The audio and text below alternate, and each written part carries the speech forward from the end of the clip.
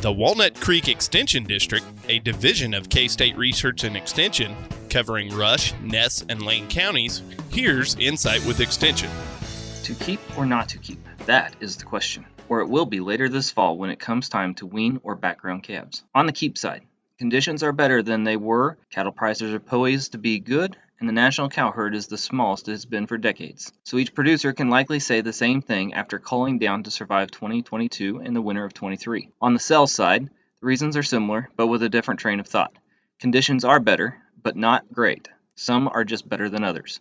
Calf prices are wonderful, but with the added input costs and a smaller calf crop, net returns are not as spectacular as we'd like to believe. A heifer calf that is added to the herd will be in the heart of production on the presumed downside of the cattle cycle. Her most valuable days may be as a heifer calf now or on feed with an expected harvest date next summer. Whether your glass is half full or half empty after hearing the previous two paragraphs, there is a couple trains of thought on managing the same heifers. First, stay the course.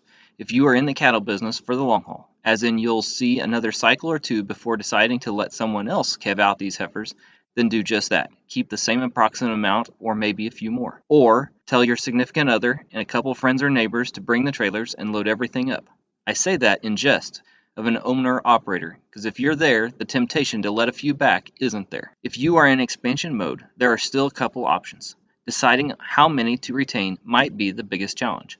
Letting nature sort them out works well. In doing so, you keep twice as many as needed or a majority of the heifers, then run the bull for 21 to 30 days at most, or go one round of AI and sell the opens. The key is to keep the breeding window short. We preach the adage to call the open, ornery, old, and odd, so don't start with them either. Bad attitudes and odd ducks are prime candidates for the feed yard or freezer. Black swans in the cattle industry can and do take flight when least expected.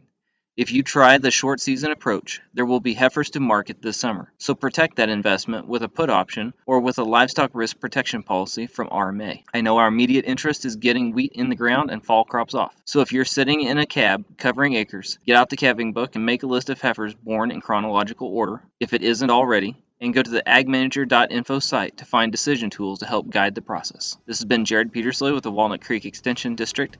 Contact your local extension office with any further questions. Insight with Extension on My Country 93.5.